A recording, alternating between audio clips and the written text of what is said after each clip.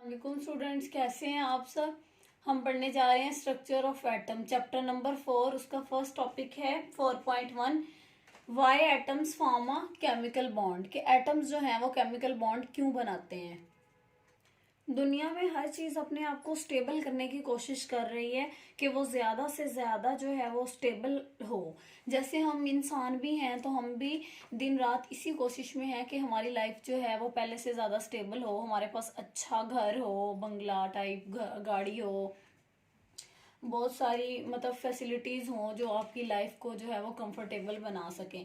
तो इसी तरह ये जो एटम्स भी हैं इनको स्टेबल होने के लिए अच्छा घर गाड़ी तो नहीं चाहिए, लेकिन ये डिपेंड करते हैं इलेक्ट्रॉन्स पे कि इनके वैलेंस शेल में जो है वो इलेक्ट्रॉन्स जो है वो कंप्लीट होने चाहिए। देखिए, स्टेबल होने के लिए दो तरह की मतलब पॉसिबिलिटीज हैं। एक तो ये कि डुप्लेट रूल और दूसरा है ऑक्टेट रूल। डुप्लेट रूल का मतलब ये है कि किसी एटम के वैलेंस शेल में दो इलेक्ट्रॉन अगर मौजूद हैं तो इट्स मीन कि वो डुप्लेट रूल को फॉलो कर रहा है और उसका जो वो जो एटम है वो स्टेबल हो गया है। और अगर किसी एटम के वैलेंस शेल में 8 इलेक्ट्रॉन हैं तो इट्स मीन कि उसने ऑक्टेट रूल को फॉलो किया है और वो मतलब उसका ऑक्टेट कंप्लीट हो गया और वो स्टेबल हो गया। अब स्टेबल होने की दो ही कंडीशंस हैं कि या तो किसी एटम के वैलेंस शेल में 8 इलेक्ट्रॉन हो या फिर 2 इलेक्ट्रॉन हो। अगर 2 इलेक्ट्रॉन है तो वो डुप्लेट रूल होगा। जैसे हाइड्रोजन है या हीलियम है, हाइड्रोजन के शेल में एक ही इलेक्ट्रॉन होता है लेकिन वो एक शेल जो है वो शेयर करके उसको वो एक इलेक्ट्रॉन शेयर करेगा और वो अपने शेल में 2 इलेक्ट्रॉन कर लेगा। और हीलियम के शेल में ऑलरेडी 2 होते हैं तो इट्स मीन कि ये स्टेबल है। और ऑक्टेट रूल, अब हमारे पास एग्जांपल है सोडियम की, सोडियम 11 के पहले शेल में 2 इलेक्ट्रॉन है, दूसरे में 8 है और तीसरे में 1 है। अब इसके वैलेंस शेल में 1 इलेक्ट्रॉन है। पीछे हमने क्या कहा है कि स्टेबल तभी होगा जब उसके वैलेंस शेल में to complete valence shell. Atom जो है केमिकल बॉन्ड इसलिए बनाते हैं कि उन्होंने अपना वैलेंस शेल कंप्लीट करना होता है। अब स्टेबल तो तभी होगा ना अगर 2 इलेक्ट्रॉन होंगे या 8 होंगे। अब सोडियम के वैलेंस शेल में 1 इलेक्ट्रॉन है तो इट्स मीन कि ये अनस्टेबल है। इसको स्टेबल होने के लिए अब एक और इलेक्ट्रॉन की जरूरत है। या तो ये स्टेबल अब किस तरह होगा, या तो ये अपना इलेक्ट्रॉन 3 तरह से होते हैं एटम जो है वो stable, by losing electron, bye gaining electron या बाय शेयरिंग इलेक्ट्रॉन। अब सोडियम क्या करेगा कि अपना इलेक्ट्रॉन जो है वो क्लोरीन को दे देगा। एक इलेक्ट्रॉन है ना, तो जब ये अपना ये इलेक्ट्रॉन लूज कर देगा तो इस पे आ जाएगा सोडियम पॉजिटिव यानी Na पॉजिटिव चार्ज आ जाएगा क्योंकि इसने अपना इलेक्ट्रॉन लूज किया। और क्लोरीन जो है इसके आखिरी शेल में है इलेक्ट्रॉन 7। तो ये इसको स्टेबल होने के लिए अब एक इलेक्ट्रॉन की जरूरत है और इसके पास भी एक इलेक्ट्रॉन है वैलेंस शेल में। तो ये क्या करेगा कि अपना इलेक्ट्रॉन इसको दे देगा क्लोरीन को। तो क्लोरीन पे आ जाएगा नेगेटिव चार्ज क्योंकि उसने वो इलेक्ट्रॉन एक्सेप्ट किया है, और सोडियम पे आ जाएगा पॉजिटिव चार्ज क्योंकि सोडियम ने ये इलेक्ट्रॉन जो है वो मतलब लूज किया है। और ये इलेक्ट्रॉन की गेनिंग और लूजिंग की वजह से सोडियम और क्लोरीन के दरमियान एक बॉन्ड बन जाएगा। वो बॉन्ड जो है वो इलेक्ट्रोस्टैटिक फोर्स ऑफ अट्रैक्शन की वजह से बनेगा। उसके बाद नेक्स्ट क्वेश्चन है कि why the noble gases do not react, या why noble gases are non reactive. कि नोबल गैसेस जो हैं वो नॉन रिएक्टिव क्यों नहीं होती, और sorry noble gases non reactive क्यों होती हैं या वो रिएक्ट नहीं करती। तो इसकी वजह ये है कि नोबल गैसेस के जो वैलेंस शेल हैं उनमें 2 या 8 इलेक्ट्रॉन्स पूरे होते हैं। नोबल गैसेस जो हैं नॉन रिएक्टिव इसलिए होती हैं क्योंकि वो तो ऑलरेडी स्टेबल हैं। उन्हें ना तो किसी से इलेक्ट्रॉन लेने की जरूरत है, ना किसी के साथ शेयर करने की, और ना ही किसी को इलेक्ट्रॉन्स देने की जरूरत है।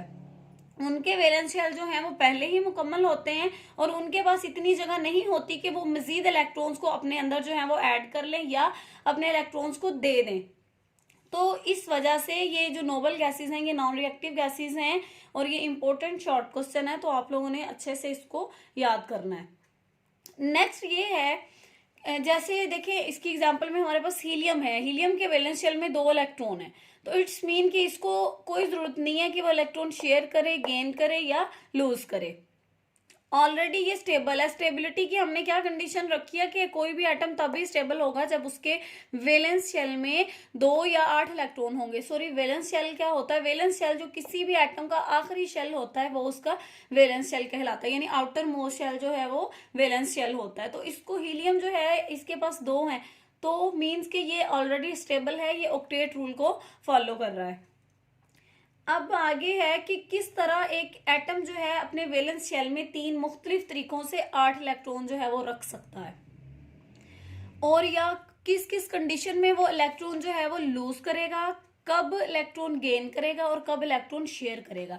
देखिए, लूजिंग ऑफ इलेक्ट्रॉन तब होगा जब किसी एटम के वैलेंस शेल में लेस देन 3 इलेक्ट्रॉन्स हैं, यानी 2 है या 1 है, तो वो क्या करेगा कि इलेक्ट्रॉन्स को वो लूज कर देगा, दे देगा। और अगर किसी एटम के वैलेंस शेल में मोर देन 5 या 5 इलेक्ट्रॉन्स हैं, तो वो क्या करेगा कि उन इलेक्ट्रॉन्स को वो क्या करेगा कि किसी दूसरे एटम से इलेक्ट्रॉन गेन करेगा, यानी 2, 3 और 1 जो है वो इलेक्ट्रॉन वो गेन करके अपने 8 इलेक्ट्रॉन जो हैं वो पूरे कर लेगा।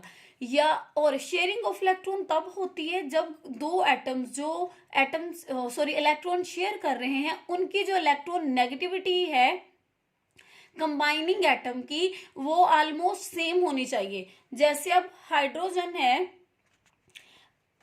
हाइड्रोजन का 1 इलेक्ट्रॉन है इसके वैलेंस शेल में, अगर ये हाइड्रोजन के साथ ही रिएक्ट करता है तो ये क्या करेगा कि अपना ये दोनों अब क्या करेंगे, अपने इलेक्ट्रॉन शेयर कर लेंगे। ये जो इलेक्ट्रॉन का पेयर है, यानी उसके भी शेल में एक हाइड्रोजन के एटम में इस तरह ये शेयर हो जाएगा। देखिए, अब ये जो दोनों इलेक्ट्रॉन है इसके साथ भी शेयर हो रहे हैं और इसके साथ भी शेयर हो रहे हैं, तो ये मिलके फिर क्या बना देंगे, हाइड्रोजन का एक मॉलिक्यूल बना देंगे, यानी इनके दरमियान बॉन्ड बना देंगे। ये था हमारा आज का लेक्चर के ये एटम्स जो हैं वो केमिकल बॉन्ड क्यों बनाते हैं। वो अपने आप को, इसका आंसर ये है कि अपने आप को स्टेबल रखने के लिए, to complete their valence shell and to make their self stable. Stable कब होंगे, जब 2 या 8 इलेक्ट्रॉन होंगे। जब भी किसी एटम के वैलेंस शेल में 2 या 8 से कम इलेक्ट्रॉन होंगे तो वो स्टेबल नहीं होगा, वो अनस्टेबल मॉलिक्यूल कहलाएगा। आई होप कि आप लोगों को ये टॉपिक समझ आ गया होगा। अगर नहीं भी समझ आया तो आप लोग कमेंट सेक्शन में क्वेश्चन करके पूछ सकते हैं, आई विल आंसर यू।